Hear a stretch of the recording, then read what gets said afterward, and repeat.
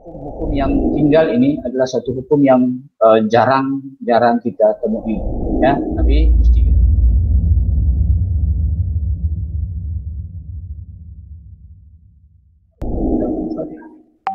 A'udzubillahi minasyaitonirrajim. Bismillahirrahmanirrahim. Alhamdulillahirabbil alamin arrahmanir rahim maliki yaumiddin. Iyyaka na'budu wa iyyaka nasta'in ihdinas siratal mustaqim. Siratal ladzina an'amta 'alaihim ghairil maghdubi 'alaihim waladdallin. Amin.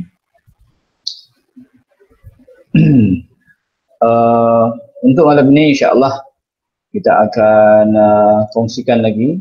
Asalnya kita akan selesaikan berkenaan dengan hukum mat, dan insya-Allah kita akan teruskan dengan perkongsian kita yang lain berkenaan dengan hukum mati mungkin, ya, insya-Allah.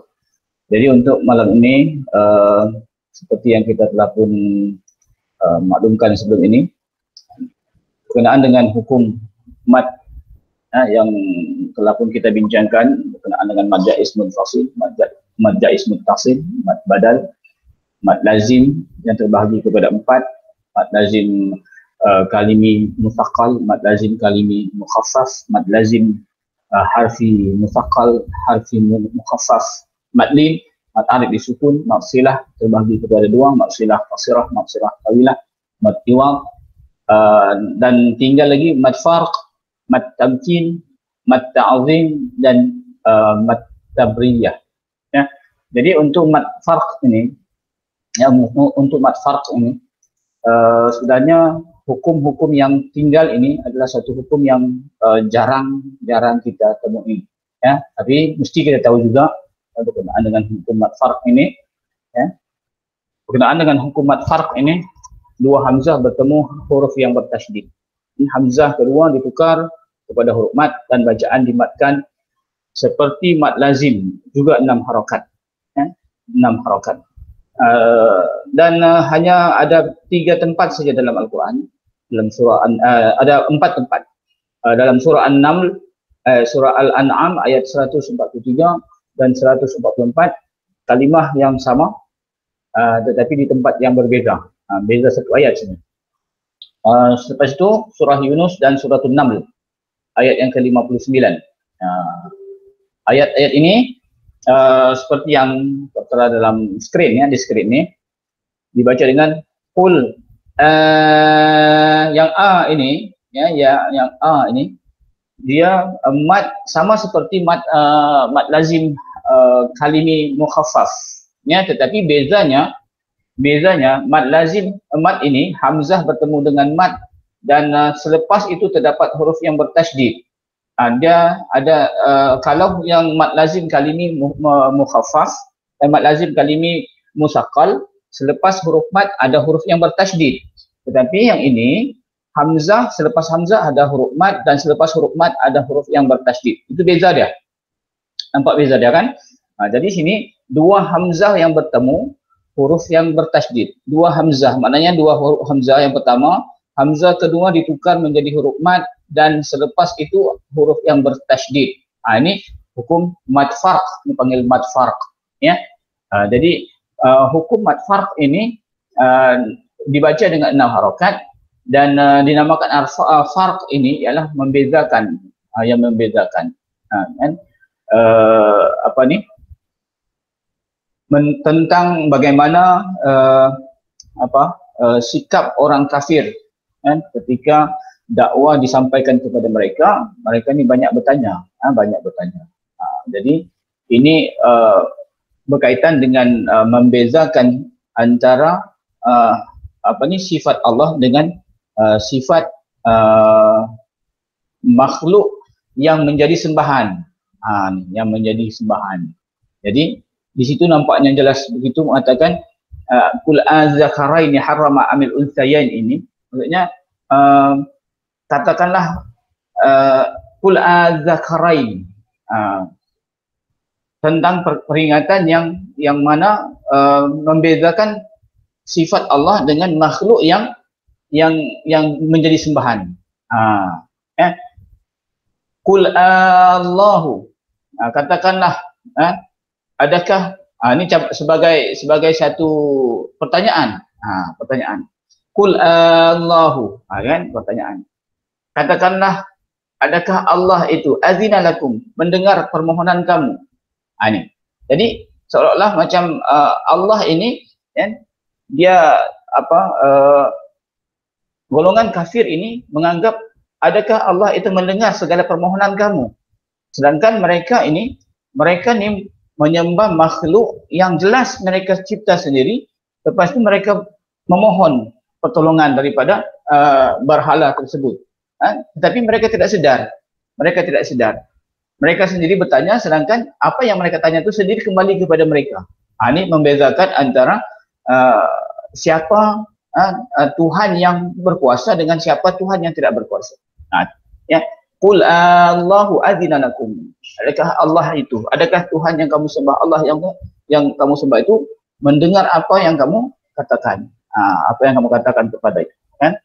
Jadi menunjukkan di situ bahawa perbezaan. Jadi sesuai dengan hukum ini juga menunjukkan bahawa mad farq ini membezakan antara hukum mad lazim, mad lazim harfi, mad lazim kalimi mukhaffaf. Mad lazim kalimi mukhaffaf, dia punya tanda-tandanya ialah selepas hamzah tu terdapat huruf yang mati, terdapat huruf hamzah, lepas hamzah ada mad, dan selepas huruf tu mati, selepas mad tadi. Tetapi ini bezanya, selepas hamzah ada huruf mad, dan selepas itu terdapat huruf yang bertasydid. Mad, lepas itu hamzah, huruf mad, dan huruf yang bertasydid. Ini qul Allahu, katakanlah Allah itu khairun amma yusyrikun. Katakanlah, adakah Allah itu lebih baik dari apa yang kamu sekutukan?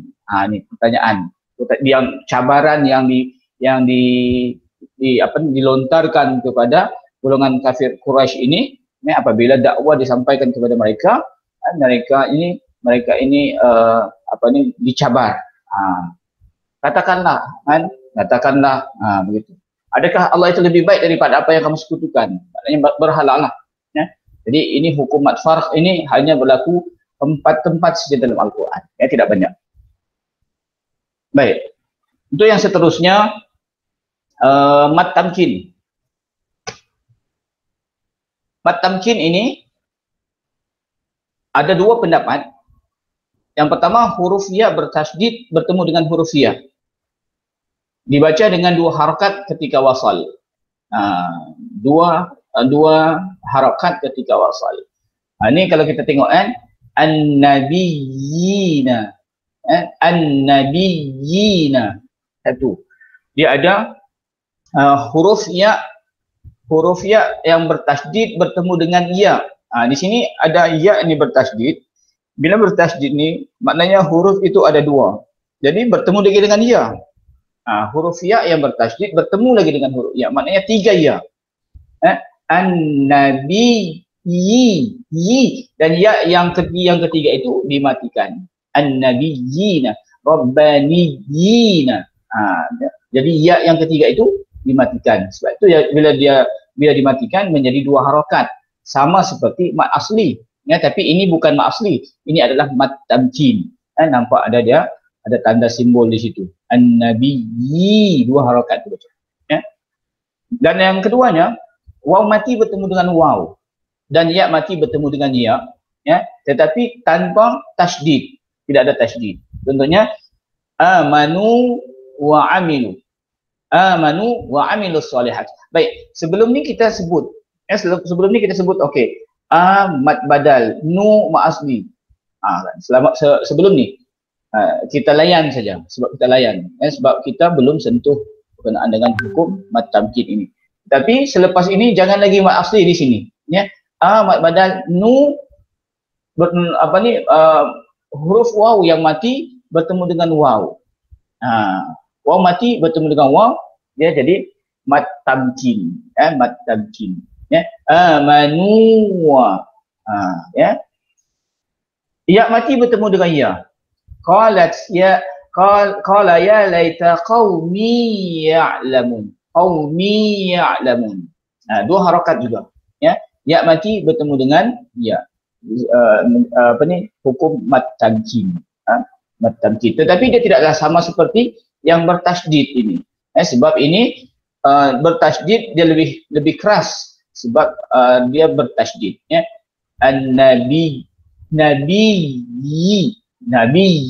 Jadi kalau kita faham di situ maknanya ada 3 huruf ya, ada 3 huruf ya. Hanya berlaku pada huruf ya ini.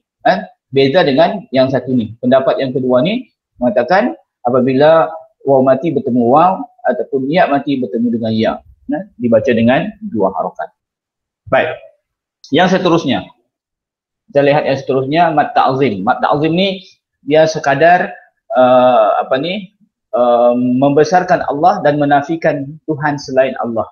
Dibaca dengan 4 ataupun 5. Kalau kita lihat ini mat bertemu dengan hamzah. Sebelum ni kita sebut ini sebagai disebut sebagai mad jaiz, ya. Tetapi untuk kalimah ini, 2 kalimah ini kan, la ilaha dipanggil sebagai mat ta'zim, mat yang mengagungkan Allah Subhanahu wa taala. Illallah ini maknanya tidak ada Tuhan illallah, melainkan Allah. Membesarkan Allah dan menafikan selain Allah. La ilaha illa anta. La ilaha, tidak ada Tuhan illa anta. Sama juga sebenarnya dengan ini. Jadi ini adalah la ini, yang la ini adalah mat ta'zim namanya, ya. Apabila terdapat la dikaitkan dengan ilahun, lepas itu ada dia penguatnya di sini illallah, dia kuatkan bahawa tidak ada Tuhan itu melainkan Allah sahaja, tidak ada Tuhan melainkan engkau Allah. Itu mat ta'zim namanya, ya. Dan yang terakhir ialah mat tabriyah. Mat tabriyah ini mengandungi kata nafi untuk membezakan, dan dibaca dengan 2 harakat. La haula la quwwata la raiba. Tidak ada daya, tidak ada kekuatan dan tidak ada keraguan. Jadi la ini disebut sebagai la tabriyah, mat tabriyah, ya, mat tabriyah. Kalau sebelum ni kita sebut ini mat asli, kita terima, ya. Tetapi bila kita sudah diperkenalkan, maka kita kena asingkan, kena bezakan mat asli dengan mat yang lain. Mat asli dinamakan tabriyah ini sebab dia mau gandingkan ini, ya. Yang la ini nafi, la nafi. Kalau Hindustan bilang nehi, nehi.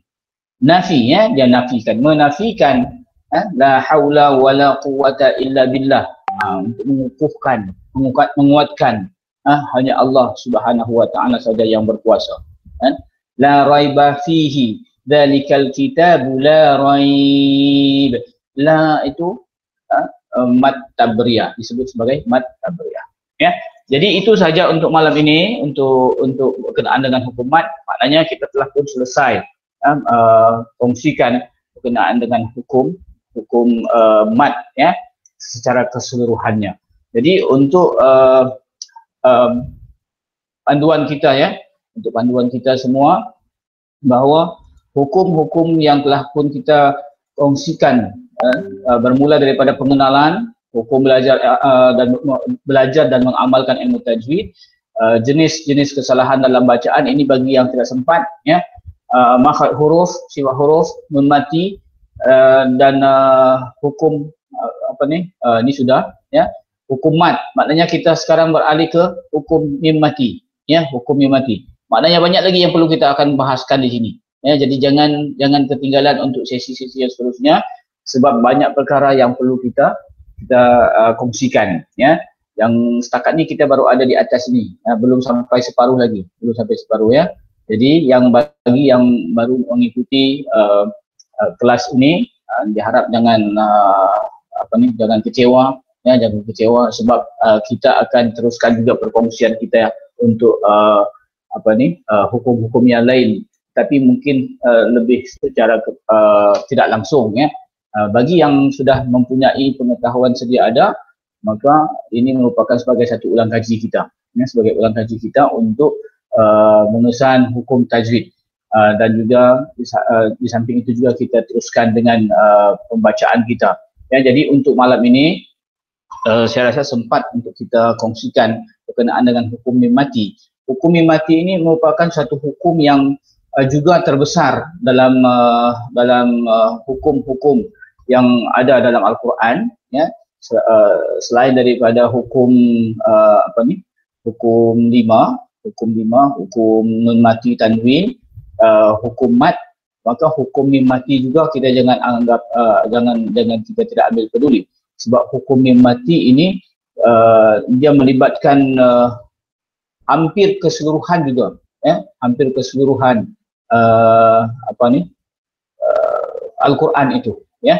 Jadi mudah-mudahan dengan perkongsian demi perkongsian kita akan dapat menguasai hukum tajwid ini secara menyeluruh. Baik, untuk hukum mim mati ini, ini dia ada persamaan dengan hukum nun mati. Cuma yang membezakannya dia ada syafawi, izhar syafawi, ikhfa syafawi. Sebab itu saya lebih menggalakkan kepada yang menyertai, yang mengikuti program ini, supaya bila sesi bacaan dan juga menerangkan semula hukum tajwid, ya, jangan hanya menyebut izhar saja, jangan hanya menyebut izhar, sebab ada izhar syafawi, ya. Jangan sebut ikhfa, sebab ada ikhfa syafawi.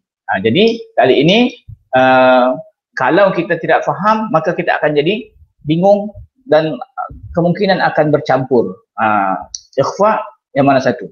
Jadi kena faham. Untuk hukum mim mati ini hanya 3 hukum ni saja, juga melibatkan 28 huruf. Kalau hukum 5, 28 huruf itu dibahagikan kepada 5 hukum. Dan pembahagian itu mengikut kepada hukum yang telah pun kita bincangkan. Jadi untuk malam ini, yang kita akan melihat satu persatu hukum ikhfa, hukum mim mati ini, ya, hukum mim mati ini. Baik, bermula daripada hukum ikhfa syafawi. Okey, ya. Mudah saja. Ikhfa sudah kita terangkan sebelum ini. Ikhfa maksudnya sembunyi. Apa yang disembunyikan? Mim yang mati. Mim yang mati disembunyikan. Apabila mim mati ini bertemu dengan huruf ba, satu huruf saja. Ya. Bertemu dengan huruf ba. Mim mati bertemu dengan huruf ba dan berlaku dalam 2 kalimah. Berlaku dalam 2 kalimah. Beza dengan iqlab. Iqlab boleh berlaku dalam 1 kalimah. Ya, tetapi untuk hukum ikhfa syafawi ini dia dalam 2 kalimah. Maknanya mim mati bertemu dengan ba. Dan simbol dia tidak ada. Simbol dia tidak ada. Kalau nun mati bertemu dengan ba, dia iqlab, ada simbol dia mim kecil.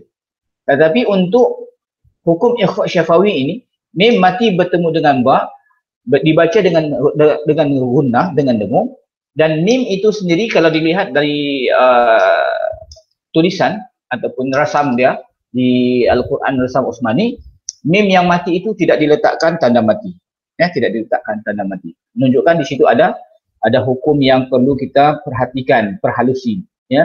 Jangan tengok mim mati saja terus kita rapatkan bibir, tidak, ya. Jadi situ ada sesuatu yang perlu kita perhalusi dari segi bacaannya, supaya hukum ini berlaku dengan lebih sempurna sebutan bila kita baca, ya. Jadi mim mati bertemu dengan ba, satu huruf saja. Maknanya daripada 28 huruf ba terkeluar.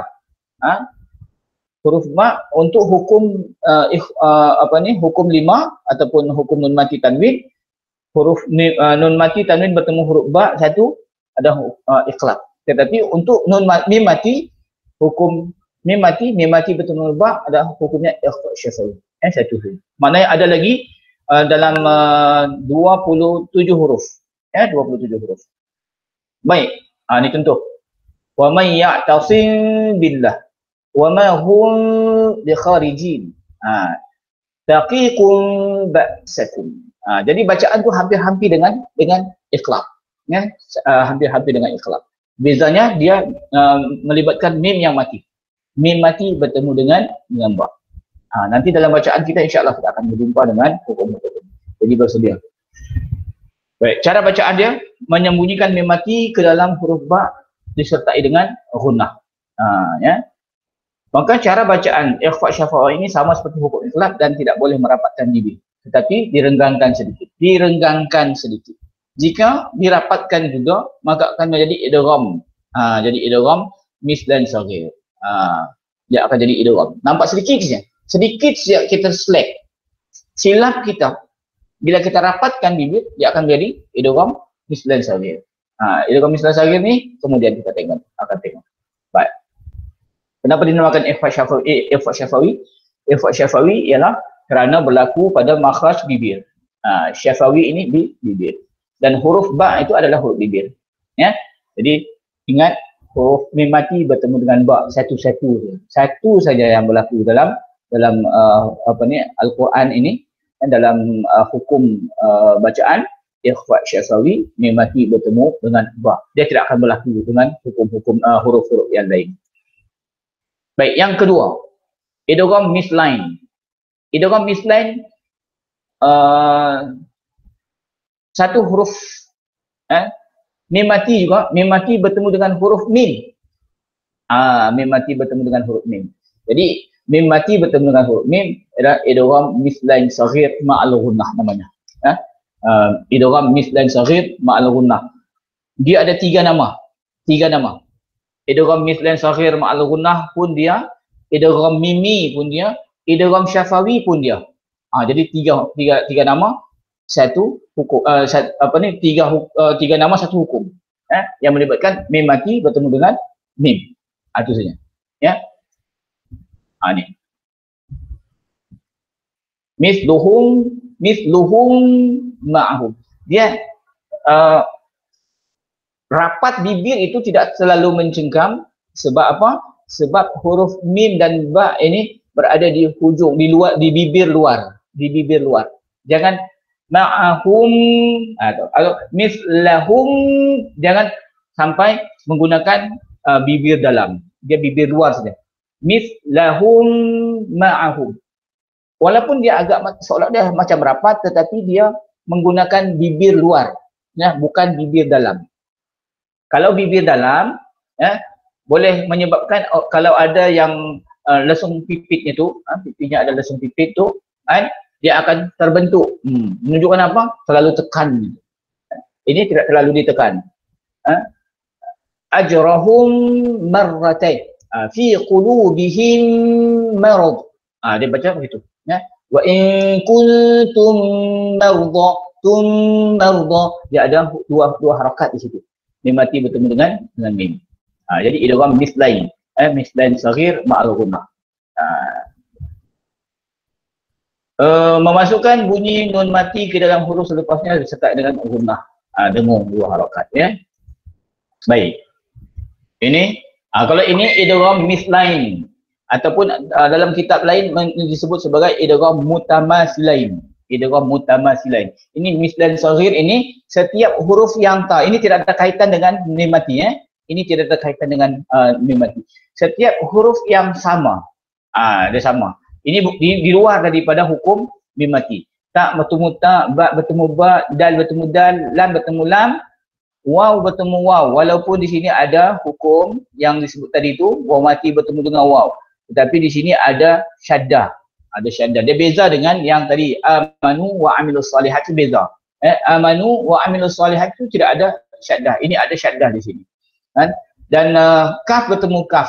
Yudrikum rabihati. Jangan dibaca rabihati. Idribbi. Satu kali saja melapatkan ba tu. Satu kali saja. Idribbi. Tutup dan buka. Tutup bi. Waqad dakhalu. Sekali saja. Jangan dibaca waqad dakhalu. Idrib bi. Tidak. Tetapi dibaca dengan idrib bi. Ini hukum idgham mutamasilain. Idgham mutamasilain. Dia sama dengan hurufnya. Di luar daripada hukum mim mati. Baik. Ini dinamakan saghir dan juga kabir. Ini berkenaan dengan idgham saghir dan idgham kabir, tetapi ini bukan melibatkan mim mati, bukan melibatkan mim mati. Ini di luar daripada hukum mim mati. Jangan campur yang ini. Baik. Yang terakhir izhar syafawi. Izhar syafawi maksudnya izhar jelas dan syafawi itu bibir. Maknanya tadi huruf mim sudah keluar, huruf ba sudah keluar, maknanya 26 huruf itu adalah milik kepada izhar syafawi. Izhar syafawi. Selepas daripada ba dan mim itu, maka semuanya adalah izhar syafawi. Itu sebab saya katakan untuk mengenal hukum izhar syafawi ini cukup mudah. Assalamualaikum warahmatullah. Sebab itu kita assalamualaikum mesti putus. Tidak boleh assalamualaikum warahmatullah. Tidak boleh. Sebab dia hukum itu adalah hukum izhar syafawi. Assalamualaikum. Assalamualaikum warahmatullah. Baik. Jadi untuk hukum ini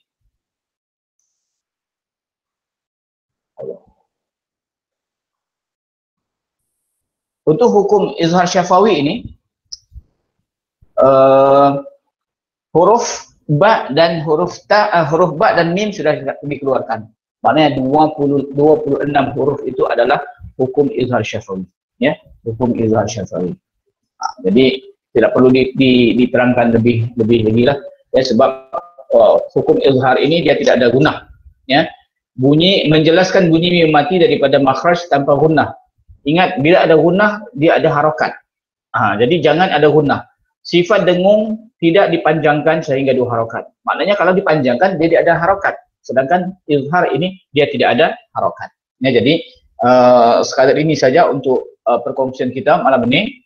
Ya, jadi mungkin agak banyak malam ini, tetapi sebenarnya hukum-hukum yang kita terangkan tadi berkenaan hukum mad tamkin, mad farq, mad tabriyah dan juga mad ta'zim, ya, ada perkara yang agak simple dan mudah untuk kita faham, ingat, dan hukum-hukum ini juga jarang berlaku dalam bukan keseluruhan Al-Quran itu.